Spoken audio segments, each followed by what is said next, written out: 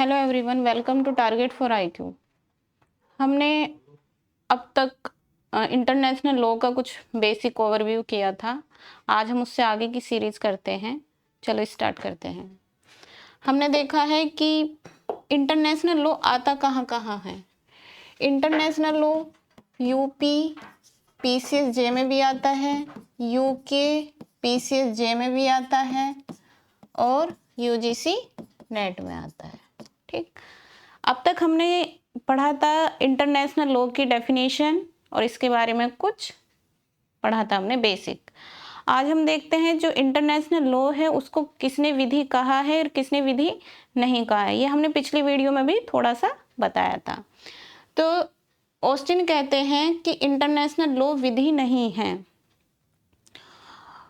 विधि है। ये कौन कौन कहते हैं? तो इसमें कुछ है, जैसे स्टोर्क है, कैल्सन है, हेनरीमैन है, ओपेनहाइम है, ब्राइली और हार्ट है। ये कहते हैं कि international law is a law. ठीक, लेकिन जो ऑस्टिन है ये कहते हैं international law is not law. Next है, तो विधि नहीं है। ऑस्टिन ऐसा क्यों कहते हैं कि इंटरनेशनल लॉ विधि नहीं है? इन्होंने कुछ अपने तर्क पेश किए जिनके आधार पर वो कहते हैं कि जो अंतर्राष्ट्रीय विधि है वो विधि नहीं है।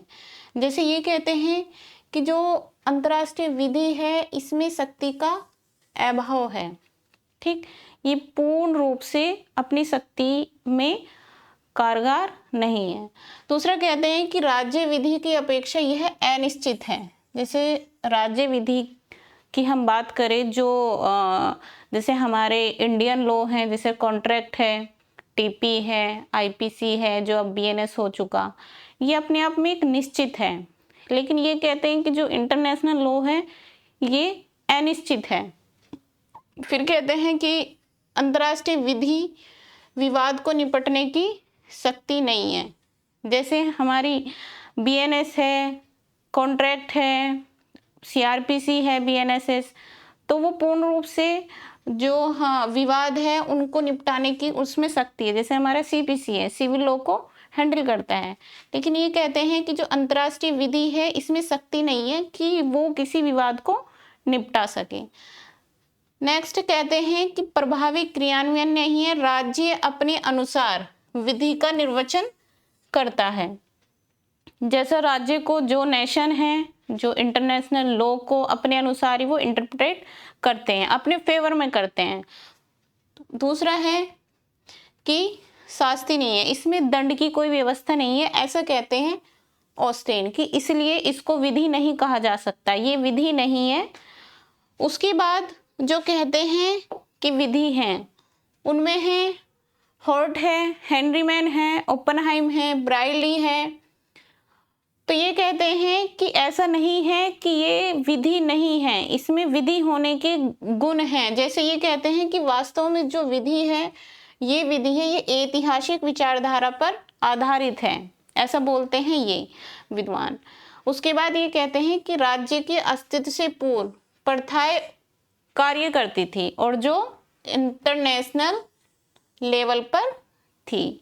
सही बात भी है, क्योंकि जब कोडिफाइड लॉ नहीं था, जब लॉ नहीं बना था, उससे पहले प्रथाएं रूढ़ी ही काम करती थी। जो हमारे कस्टम यूसेज थे उनके आधार पर ही सामाजिक व्यवस्था बनाई जाती थी। ये कहते हैं कि इसमें ये सब है, प्रथा के आधार पर ही इंटरनेशनल लॉ का विकास हुआ। फिर कहते हैं कि विधि संप्रभु का समादेश मात्र नहीं है। उसके बाद कहते हैं कि जो यूएनओ है वो लेजिस्लेशन है, किसका है? इंटरनेशनल लॉ का। मतलब जो यूएनओ है, जैसे हमारा पार्लियामेंट है, पार्लियामेंट द्वारा ही विधि का निर्माण होता है हमारे देश में, भारत में। ऐसे ही ये कहते हैं कि अगर कोई इंटरनेशनल स्तर पे कोई विधि के संबंध में बात है तो वो यूएनओ के द्वारा होता है। ठीक है ना? तो ये क्या है? UNO it is part of legislation. किसका part of legislation? International law का। उसके बाद कहते हैं जो आईसीजे है, इंटरनेशनल कोर्ट ऑफ जस्टिस, ये कहते हैं ये इंटरप्रिटेशन ऑफ लॉ है। मतलब जो इंटरनेशनल लॉ है उसका जो इंटरप्रिटेशन करता है वो कौन करता है? हमारा आईसीजे करता है। जैसे हमारे भारत में जो लॉ का इंटरप्रिटेशन करती है वो कौन करती है, न्यायपालिका करती है। ऐसे जो इंटरनेशनल लॉ है उसका इंटरप्रिटेशन कौन करता है, आईसीजे करता है, इंटरनेशनल कोर्ट ऑफ जस्टिस। जिस प्रकार राज्य विधि का विकास होता है उसी प्रकार अंतर्राष्ट्रीय विधि का भी विकास होता है। सही बात है, क्योंकि ये नेशनल लेवल पे नहीं है, ये इंटरनेशनल लेवल पे है, इसलिए इसका भी विकास होता है। और जो अंतर्राष्ट्रीय विधि का विकास है वो किसके आधार पर होता है, किसके माध्यम से होता है, रूढ़ि और प्रथा के माध्यम से होता है। ये बात कहिए जो इंटरनेशनल लॉ को विधि मानते हैं। उसके बाद है कुछ कथन।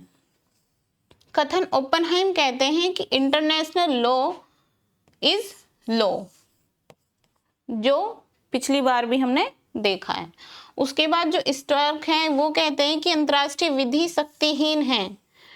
ये बात पूछी जाती है, ये तर्क आता है, ये कथन आता है कि निम्नलिखित में से ये कथन किसने कहा। ठीक है, नाम दे देंगे कि स्टोर्क ने कहा, ओपनहाइम ने कहा, ऑस्टिन ने कहा, तो हमको क्या करना है, स्टोर करना है। नेक्स्ट है ऑस्टिन। ऑस्टिन ने कहा कि ये सक्रिय नैतिकता मात्र है। उसके बाद जब हम देखते हैं हॉलैंड, हॉलैंड कहते हैं कि जो अंतर्राष्ट्रीय विधि है ये लोप बिंदु है। किसका लोप बिंदु है, विधि शास्त्र का लोपप्राय बिंदु है। उसके बाद जो मोस्ट इंपोर्टेंट है, मोस्ट इंपोर्टेंट, ये क्या है हमारा, source of international law. Source of international law की जब हम बात करेंगे तो ये देखते हैं हम, जो इंस्टीट्यूट ऑफ इंटरनेशनल लॉ है उसका जो आर्टिकल 38 क्लोज 1 है ये बताता है हमारे सोर्स ऑफ इंटरनेशनल लॉ। अब देखते हैं कि सोर्स ऑफ इंटरनेशनल लॉ कितने हैं, तो टोटल कितने हैं, 4 हैं। 4 हैं, जिसमें से पहला है अभिसमय, जिसको हम कन्वेंशन कहते हैं।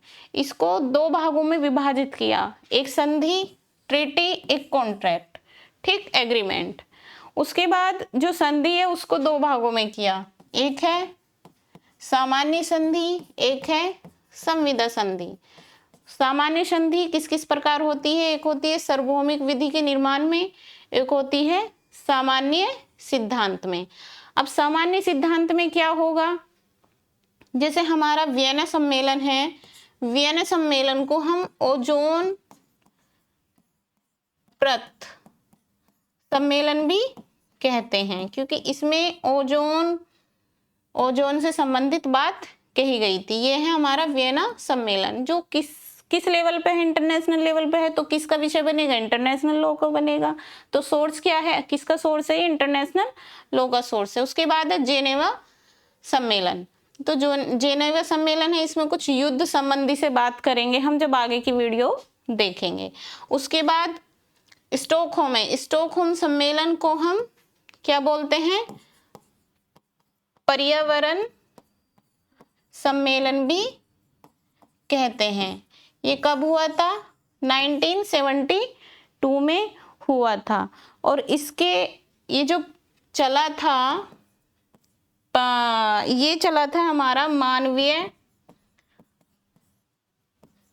पर्यावरण सम्मेलन। कब से कब तक चला था, ये चला था हमारा 6 जून से 16 जून तक, ठीक, स्टॉकहोम सम्मेलन।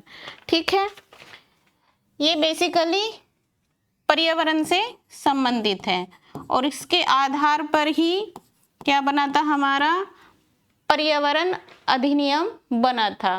क्वेश्चन आता है पर्यावरण अधिनियम कौन से सम्मेलन से बना, तो ऑप्शन आएगा स्टॉकहोम सम्मेलन। ये आया हुआ क्वेश्चन है यूजीसी नेट में, जब आप प्रीवियस पेपर देखेंगे तो उसमें आपको ये मिलेगा।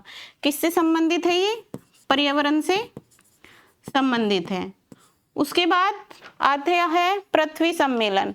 कब हुआ था, 1992 में हुआ था। इसको हम रियो कन्वेंशन भी कहते हैं। कहाँ हुआ था ये, ब्राजील में हुआ था, Rio de Janeiro, Rio de Janeiro नामक स्थान पर हुआ था। ठीक, इसमें क्या है, ये जो है ये किस पर आधारित है? पृथ्वी सम्मेलन किस पर आधारित है? यह आधारित है जैव विविधता पर आधारित है। पृथ्वी सम्मेलन किस पर आधारित है? जैव विविधता पर आधारित। जैसे हमारा स्टॉकहोम सम्मेलन था पर्यावरण से संबंधित, हमारा पृथ्वी सम्मेलन है जैव विविधता से संबंधित। ये बात किसकी? ये बात है सामान्य सिद्धांत की। उसके बाद जो सेकंड सोर्स है वो है हमारा इंटरनेशनल प्रथाएं, क्योंकि प्रथा और रूढ़ि के आधार पर ही इंटरनेशनल विधि का विकास हुआ है। ठीक, उसके बाद सभ्य राष्ट्रों के द्वारा स्वीकृत विधि के सामान्य नियम। जो तमाम राष्ट्र हैं, क्योंकि इंटरनेशनल लेवल की बात हो रही है, तो जितने भी राष्ट्र हैं उनके द्वारा जो स्वीकृत नियम हैं, जो उन्होंने स्वीकार किए, एडमिट किए हैं, वो सब हैं सोर्स हैं। किसके सोर्स हैं? इंटरनेशनल लॉ के सोर्स हैं। उसके बाद है न्यायिक निर्णय, जो आईसीजे द्वारा जो निर्णय दिया जाता है वो भी सोर्स ऑफ इंटरनेशनल लॉ है। ठीक, इतनी बात समझ में आ गई होगी। ये आप अपने रजिस्टर में नोट कर सकते हैं, नोट्स बना सकते हैं। और हमारा बैच लॉन्च हो रहा है 15 अक्टूबर को। जिसको भी बैच ज्वाइन करना है वो डिस्क्रिप्शन में दिए गए नंबर से संपर्क करें। ठीक है, थैंक यू।